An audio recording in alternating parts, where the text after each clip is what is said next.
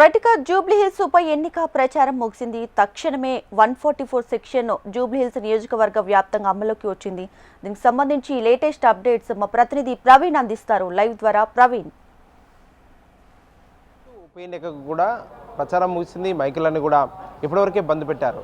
ఎన్నికల ప్రచారానికి సంబంధించి బీఆర్ఎస్ పార్టీ మొదటి నుంచి కూడా మాగంటి గోపీనాథ్ మరణించిన తర్వాత మాత్రం బీఆర్ఎస్ పార్టీ జూబ్లీహిల్స్ పైన కూడా దృష్టి పెట్టింది. అప్పటి నుంచి కూడా బీఆర్ఎస్ పార్టీకి సంబంధించిన నేతలు నియోజకవర్గం పైన దృష్టి పెట్టి ఉప ఎన్నికకు కూడా సిద్ధంగా ఉన్నామంటూ కూడా గత నుంచి కూడా ప్రకటించారు. మిగతా పార్టీల కంటే బీఆర్ఎస్ సంబంధించిన అభ్యర్థిని ముందుగానే ప్రకటించారు. అభ్యర్థిని ప్రకటించిన అప్పటి నుంచి కూడా బీఆర్ఎస్ పార్టీకి సంబంధించిన నేతలు మాత్రం క్లస్టర్ల వారీగా అదేవిధంగా బూతుల వారీగా కూడా ఇన్ఛార్జ్లను నియమించి కూడా బీఆర్ఎస్ పార్టీకి సంబంధించిన ఆ నేతలందరూ కూడా అలర్ట్ చేసిన సిచ్యువేషన్ అయితే ఆ జూబ్లీహిల్స్లో కనిపించింది. దాంతోపాటుగా బీఆర్ఎస్ పార్టీ వర్కింగ్ ప్రెసిడెంట్ అదేవిధంగా మాజీ మంత్రి హరీష్ రావు వారితో పాటుగా బీఆర్ఎస్ పార్టీకి సంబంధించిన సీనియర్ నేతలు 55 మంది కూడా ఈ ఎన్నికలకు సంబంధించిన ప్రక్రియలో కావచ్చు ప్రచారంలో కూడా పాల్గొన్నారు. 55 మందిని కూడా ఇన్ఛార్జీలు కూడా నియమించారు. ఇన్ఛార్జీలను నియమించిన వారందరూ కూడా ఆ ఎన్నికలకు సంబంధించిన దాని విషయంలో కూడా ప్రతినిత్యం కూడా మానిటరింగ్ చేస్తూ కూడా ముందుకు సాగిన సిచ్యువేషన్ అయితే కనిపించింది. దీంతో పాటుగా జూబ్లీహిల్స్కు సంబంధించి కూడా జూబ్లీహిల్స్ ఉప ఎన్నికల్లో మాత్రం ఎట్టి పరిస్థితుల్లో కూడా ఏదైతే గతంలో సిట్టింగ్ స్థానం కాబట్టి ఆ స్థానానికి సంబంధించిన దానిపైన కూడా ప్రత్యేక దృష్టి పెట్టాలి. గతంలో చేసిన అభివృద్ధి ఏదైతే ఉందో ఆ అభివృద్ధిని కూడా జూబ్లీహిల్స్ ప్రజలకు మరోసారి కూడా అర్థమయ్యే విధంగా కూడా చెప్పాలి అనే దానిపైన కూడా బీఆర్ఎస్ అయితే దృష్టి పెట్టింది. అందులో భాగంగానే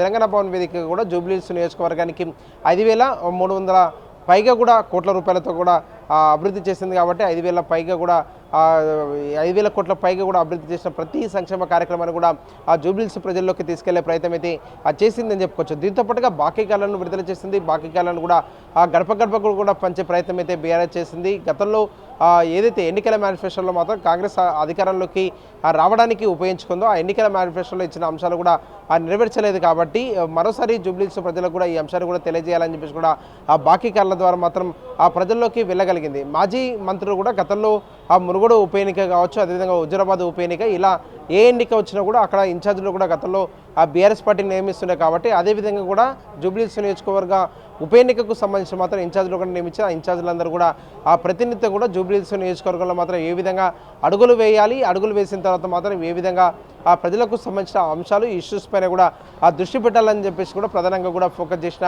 ఆ సిచ్యువేషన్ అయితే కనిపించింది. దీంతో పాటుగా హైదరాబాదు ఆ నగరంలో కూడా ఆర్టీసీ బస్ ఛార్జెస్ పెంచితే కూడా పెంచిన సందర్భంలో కూడా బీఆర్ఎస్ పార్టీ ఒక నిరసన కార్యక్రమాన్ని కూడా చేపట్టింది. బస్ భవన్ వద్దకు వెళ్ళి మాత్రం ఎండీకి కూడా ఒక మెమరాండం ఇచ్చింది. హైదరాబాద్ నగరంలో ఏదైతే ఛార్జెస్ పెంచారో ఛార్జెస్ పెంచిన దాన్ని మాత్రం వెంటనే తగ్గించాలి అంటూ కూడా బీఆర్ఎస్ అయితే ఒక వినూత్న కార్యక్రమాన్ని కూడా పిలుపునిచ్చింది. దాంతోపాటుగా హైదరాబాద్ నగర వ్యాప్తంగా టిమ్స్ హాస్పిటల్ ఆ నిర్మాణం గత ప్రభుత్వంలో కూడా చేపట్టిన తర్వాత మాత్రం కాంగ్రెస్ అధికారంలోకి వచ్చిన తర్వాత ఆ టిమ్స్ హాస్పిటల్ కూడా పట్టించుకోవట్లేదు అనే దానిపై కూడా బీఆర్ఎస్ అయితే ఆ విమర్శల అస్త్రాలు కూడా గుప్పించింది. కాబట్టి అందులో భాగంగానే టిమ్స్ హాస్పిటల్ ఆ పర్యటన కూడా చేపట్టారు. టిమ్స్ హాస్పిటల్ వద్దకు వెళ్ళి మాత్రం అక్కడ గతంలో బీఆర్ఎస్ హయాంలో మాత్రం ఎన్ని కోట్ల ఆ నిధులతో హాస్పిటల్ నిర్మాణానికి సంబంధించి కూడా శంకుస్థాపన చేశాము, హాస్పిటల్ నిర్మాణం ఎప్పటిదాకా వచ్చింది అనే దానిపై కూడా ఆ పూర్తి స్థాయిలో మాత్రం బీఆర్ఎస్ పార్టీకి సంబంధించిన నేతలైతే ఆ హైదరాబాద్ ప్రజలకు వివరించే ప్రయత్నం అయితే చేసిన సిచ్యువేషన్ కనిపించింది. దీంతో పాటుగా హైదరాబాదు ఆ నగరంలో కూడా ఎక్కడ కూడా డబుల్ బెడ్రూమ్ ఇల్లు నిర్మించలేదు అని చెప్పేసి కూడా ఒక పక్క కాంగ్రెస్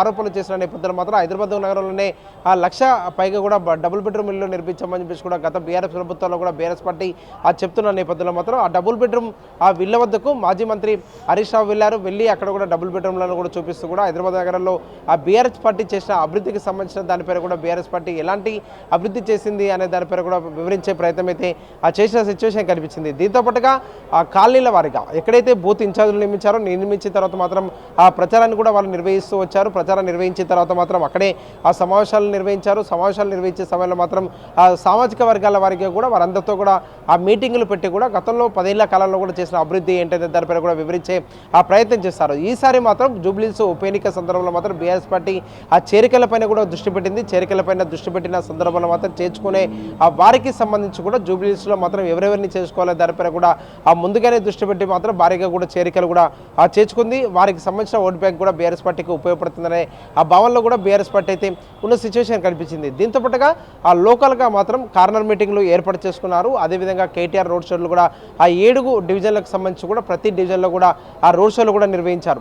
ఇవాళ సాయంత్రం వరకు అంటే ఎన్నికల ప్రచారం మూసే వరకు కూడా కేటీఆర్ కూడా రోడ్ షోలో కూడా పాల్గొన్న ఆ సందర్భం మాత్రం జూబ్లీస్ నియోజకవర్గానికి చేసిన అభివృద్ధితో పాటు అధికార కాంగ్రెస్ కూడా టార్గెట్ చేస్తూ కూడా ప్రసంగించారు. అధికార కాంగ్రెస్ అదేవిధంగా ప్రతిపక్ష బీఆర్ఎస్ పార్టీ మధ్య మాత్రం ఆ ఎన్నికల నోటిఫికేషన్ వచ్చిన నాటి నుంచి కూడా ప్రతిరోజు మాత్రం ఒక మాటల యుద్ధం కొనసాగుతుంది. 2 ఏళ్లలో ఆ బీఆర్ఎస్కు సంబంధించిన మాత్రం ఏ విధంగా ఆ అభివృద్ధి చేయలేదు అని చెబుతుంది. దానిపైన కూడా ఆ చర్చకు సిద్ధమా అంటూ కూడా ఒక పక్క కాంగ్రెస్ సంబంధించిన మంత్రులు కూడా సవాలు విసిరారు. దాంతోపాటుగా గత 10 ఏళ్లలో మాత్రం బీఆర్ఎస్ పార్టీ ఆ చేసిన అభివృద్ధికి సంబంధించి మాత్రం బీఆర్ఎస్ పార్టీ ఏ అభివృద్ధి చేసిందో దానిపైన చర్చకు సిద్ధమా అంటూ కూడా బీఆర్ఎస్ అయితే ఆ సవాలు విసింది. ఇలాంటి సవాల పర్వం అయితే కొనసాగింది. గతంలో కంటోన్మెంట్ ఉప ఎన్నిక జరిగిన సమయంలో మాత్రం 4,000 కోట్ల రూపాయలతో కూడా అభివృద్ధి చేస్తామని చెప్పేసి కూడా గతంలో కాంగ్రెస్ పార్టీ హామీ ఇచ్చింది. కానీ కంటోన్మెంట్లో మాత్రం 4,000 కోట్ల రూపాయలు కావచ్చు, 6,000 బెడ్రూమ్లో హామీ ఇచ్చినది ఎక్కడ కూడా నిలబెట్టుకోలేదు, అభివృద్ధిని కూడా చేయలేదు.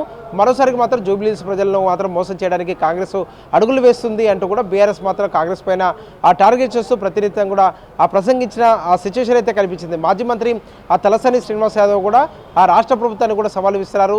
ముఖ్యమంత్రి రేవంత్ రెడ్డి కూడా సవాలు విసిరారు. సవాలు విసిరిన సమయంలో మాత్రం కంటోన్మెంట్లో మాత్రం 1 రూపాయితో కూడా ఎక్కడైనా అభివృద్ధి చేస్తే మాత్రం దేనికంటే దానికి సిద్ధం, అదేవిధంగా రాజీనామా కూడా సిద్ధం అంటూ కూడా ఒక సవాళ్ళని అయితే విసిరారు. సవాల పర్వం కూడా కొనసాగింది. ఒక పక్క కేటీఆర్, మరో పక్క మాత్రం మాజీ మంత్రి తలసాని శ్రీనివాస్ యాదవ్ వీళ్ళిద్దరు కూడా సవాలు విసిరారు. సవాలు విసిరే సందర్భంలో మాత్రం అధికార కాంగ్రెస్ అదేవిధంగా ప్రతిపక్ష బీఆర్ఎస్ మధ్య మాత్రం మాటల యుద్ధం కూడా కొనసాగింది. అదేవిధంగా 55 మంది బీఆర్ఎస్ పార్టీకి సంబంధించిన ఇన్ఛార్జీలు కూడా నియమించిన సమయంలో మాత్రం ఆ ఇన్ఛార్జీలందరూ కూడా బూత్ లెవెల్లో కూడా సమావేశాలు నిర్వహించిన సమయంలో మాత్రం అక్కడ ఎలాంటి అభివృద్ధి జరగలేదు. 2 ఏళ్ల కాలంలో మాత్రం కాంగ్రెస్ ఏం చేయలేదు.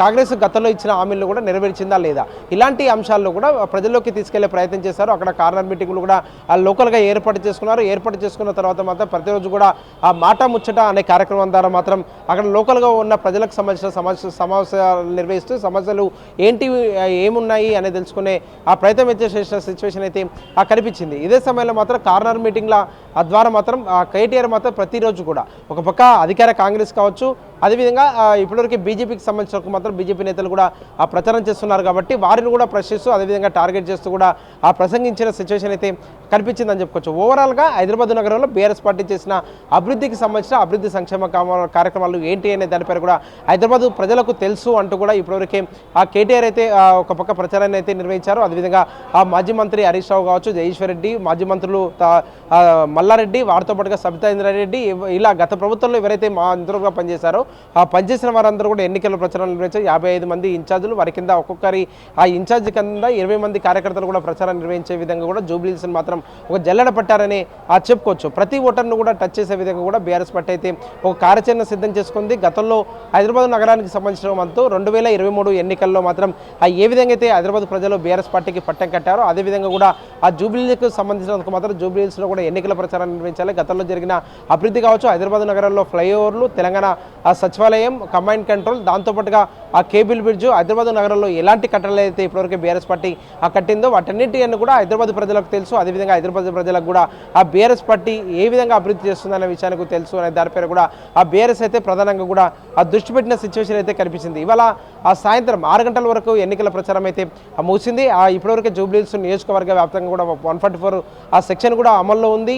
ఇవాళ రాత్రికి రేపు రాత్రికి అంటే ఇవాళ నుంచి మొదలు పెడితే 48 గంటల పాటు కూడా ఆ జూబ్లీహిల్స్ నియోజకవర్గంలో మాత్రం కేంద్ర బలగాల మోహరింపు కావచ్చు, అదేవిధంగా లోకల్ పోలీసులతో కూడా ఆ భద్రతను కూడా కట్టదిట్టం చేసిన సిచ్యువేషన్ అయితే కనిపిస్తుందని చెప్పుకోవచ్చు. ఎందుకంటే ఓటర్లను పొలిటికల్ పార్టీలు కూడా ప్రభావితం చేసే అవకాశాలు కనిపిస్తాయి. ఎందుకంటే ఎన్నికలంటేనే ఆ సమయంలో మాత్రం ఓటర్లు కూడా ప్రభావితం చేసే విధంగా కూడా పొలిటికల్ పార్టీలు కూడా ప్రయత్నం చేస్తాయి. కాబట్టి అలాంటివి జరగకుండా ఎక్కడ కూడా ఆ ఘర్షణలకు కూడా తావివ్వకుండా కూడా పటిష్టమైన ఆ భద్రతను అయితే ఏర్పాటు చేశారు. 2400 మంది కూడా పోలింగ్ సిబ్బంది కూడా పాల్గొనబోతున్నారు. మొత్తం 407 పోలింగ్ బూతులు కూడా ఉండబోతున్నాయి. ప్రతి పోలింగ్ బూత్లో కూడా సీసీ కెమెరాలు, అదేవిధంగా వీవీప్యాట్లకు సంబంధించిన దానిపైన కూడా ఆ ఎన్నికల అధికారులు మాత్రం ఎవరైతే ఎన్నికల సిబ్బంది ఉన్నారో వాళ్ళందరూ కూడా ఆ ట్రైనింగ్ ఇచ్చిన సిచ్యువేషన్ అయితే కనిపిస్తుంది. Right Praveen, thank you.